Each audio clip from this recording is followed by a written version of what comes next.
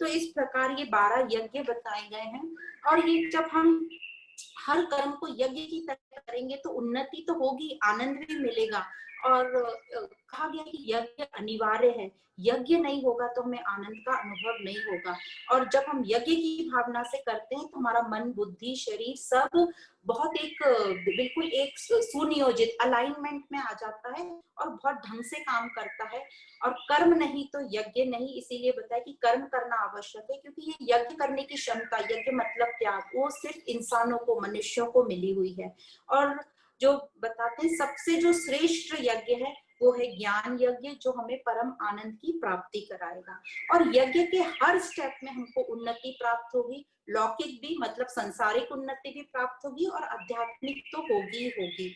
और जो ये यज्ञ नहीं कर सकता, मतलब जिसमें ये त्याग की भावना नहीं है, तो उसके लिए ये जगत सही जगह नहीं है, ऐसा बोला गया। इसलिए यज्ञ बहुत इंपॉर्टेंट है। यज्ञ नहीं तो ना तो सुख मिलेगा ना सिद्धि मिलेगी, मतलब ना तो सक्सेस मिलेगी ना आनंद मिलेगा। तो इस प्रकार हम अपना लक्ष्य जो है ऊंचा रखें, अपना ध्यान उच्च पर रखें और स्वयं को हम जान पाएंगे। इसीलिए इस अध्याय का नाम जो रखा गया है ज्ञान कर्म संन्यास योग। ज्ञान से अपने कर्मों के स्वरूप को जानो और अपने कर्म को यज्ञ बनाओ, तो हमारी वासनाएं मिटेंगी, मन बुद्धि हमारा शुद्ध होगा और हम अपने स्वरूप का साक्षात्कार कर पाएंगे। तो इस प्रकार यहाँ तक यज्ञ बताया। अब आगे बताते हैं कि ये गुरु कौन है। तो बोला गया आगे श्लोक में कि मैं ही अपना बेस्ट गुरु हूँ। और पर गुरु कौन, यदि फिजिकल हम गुरु किसी को व्यक्ति के रूप में गुरु माने, तो ये है कि जो मुझे मेरे स्वरूप से मिला दे, जो मुझे आत्मनिर्भर बना दे। पर उसके भी पहले मुझे जो मेरे अंदर जो गुरु है, मेरे अंदर जो पावर है, उसको जगाना है।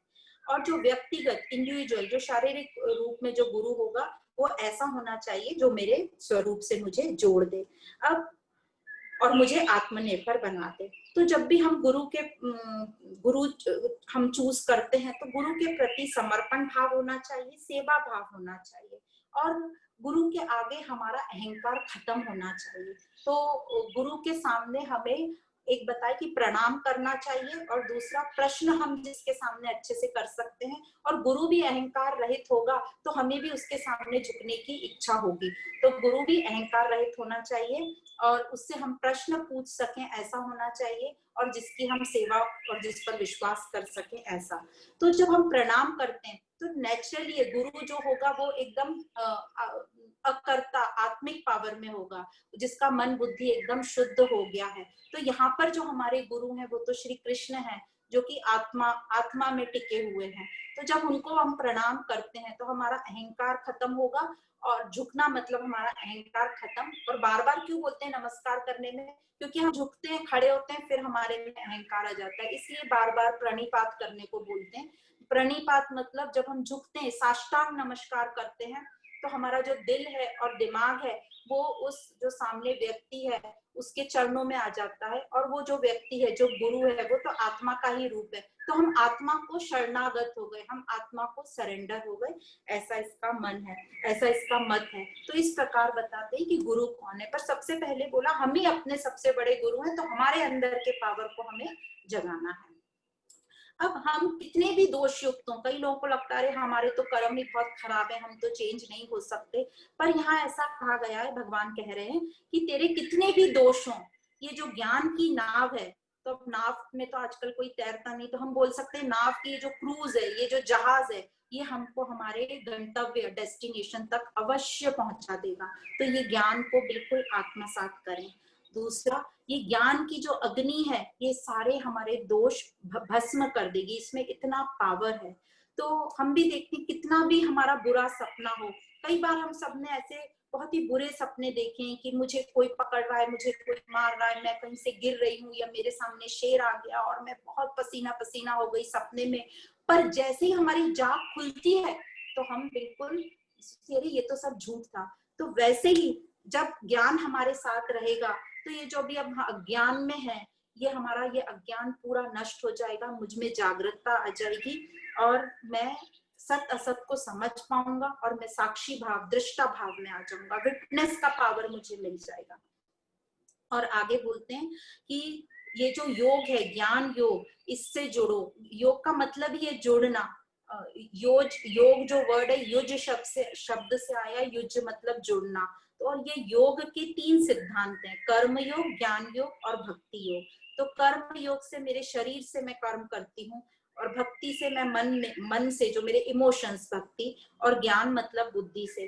तीनों को जब हम अपनी लाइफ में अप्लाई करेंगे तो हमारा मन शुद्ध होगा और मन शांत होगा। और मन शांत जब होता है तभी हम बड़े काम कर सकते हैं। तो उसी प्रकार जो कर्म योग जब हम करते हैं तो हमारा संयम होगा, जैसे हमने इंद्रियों में सब देखा, संयमता से आएंगे। और हमारा जो भाव है, एटीट्यूड, वो शिफ्ट होगा देने में, लोगों को देने में हमारा शिफ्ट होगा। और भक्ति योग से हम ये समझेंगे कि आज मेरे पास क्या नहीं है, ये शरीर है, हर कोई वस्तु है जो मुझे मेरे डेली रूटीन के लिए चाहिए। तो जब मुझे समझेगा कि मेरे पास सब है, राइट टाइम पे मेरे पास सब राइट चीज मुझे मिली है, तो मुझे आभार प्रदर्शन मैं कर पाऊंगी, मुझे उस परमात्मा के लिए ग्रेटिट्यूड की फीलिंग आएगी और एक प्यार उत्पन्न होगा। तो इस प्रकार भक्ति योग से हमें प्यार उत्पन्न होता है, प्रेम उत्पन्न होता है। और ज्ञान योग से मुझे पता चलता है कि मैं कौन हूँ।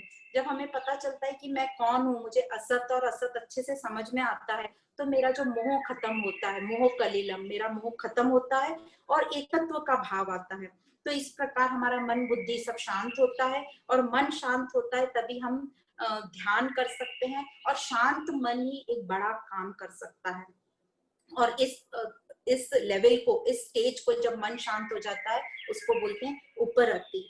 अब ये जो मन शांत हमारा हुआ है, जैसे बोला गया शांत मन ही बड़े काम कर सकता है, तो एक बड़ा अच्छा दृष्टांत है। एक बार एक प्रोफेसर रहते हैं, वो एक बड़ा लेक्चर लेने जा रहे होते हैं एक कार्यक्रम में, और वो प्रोफेसर भी बड़े विख्यात होते हैं। तो जब वो जा रहे थे अपनी कार से, तो उन्होंने देखा कि एक स्लम में, एक कीचड़ में बहुत सारे छोटे छोटे सुअर के बच्चे फंसे हुए हैं। पर वो आगे निकल गए। जब वो आगे निकले तो उनको लगा कि वो यदि सुअर के बच्चों को मैंने नहीं बचाया और किसी ने और ने नहीं बचाया तो मर जाएंगे थोड़ी देर में। तो उन्होंने अपने ड्राइवर को कहा गाड़ी पीछे लो। तो उन्होंने गाड़ी पीछे ली, वो गाड़ी में से उतरे, उन्होंने सब सुअर के बच्चों को निकाल के बाहर रखा, और फिर वो वैसी गंदी हालत में गए लेक्चर लेने। तो कहने का मतलब उनका ऐसा था कि यदि मैंने वो सुअर के बच्चों को बचाया नहीं तो मेरा लेक्चर देने में मन नहीं लगेगा, मुझे मेरा मन वहीं अटका रहेगा कि मैंने वो काम नहीं किया, उन बच्चों की जान नहीं बचाई। तो शांत मन ही एक बड़ा काम कर सकता है।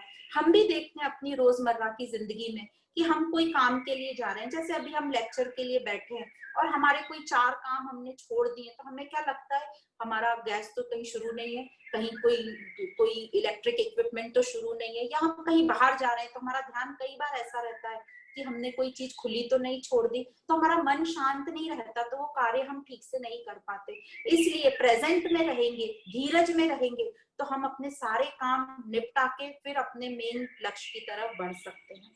पर ये अब ज्ञान हम प्राप्त कैसे करें?